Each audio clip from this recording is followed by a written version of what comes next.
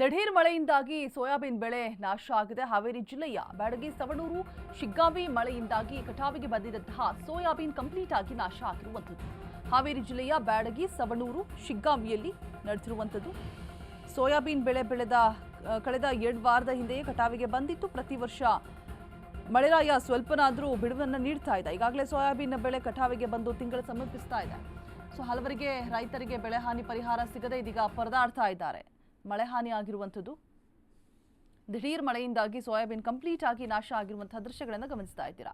ಮಳೆರಾಯ ಮಾತ್ರ ಬಿಡುವನ್ನೇ ನೀಡ್ತಾ ಇಲ್ಲ. ಇಲ್ಲಿ ಮಳೆ ಬೇಕು ಅಂದಾಗ ಬರೋದಿಲ್ಲ, ಬೇಡ ಅಂದಾಗ ಬಂದ್ಬಿಟ್ಟು ಈ ರೀತಿ ಬೆಳೆ ಎಲ್ಲ ನಾಶ ಆಗುತ್ತೆ, ರೈತರಿಗೆ ಪರಿಹಾರ ಸಿಗೋದಿಲ್ಲ.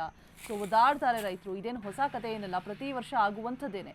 ಕೈಗೆ ಬಂದ ತುತ್ತು ಬಾಯಿಗೆ ಬರದಂತಾಗಿ ರೈತರ ಪರಿಸ್ಥಿತಿ ಯಾರೂ ಕೂಡ ಕೇಳತಿರದಂತ ಆಗಿರುತ್ತೆ.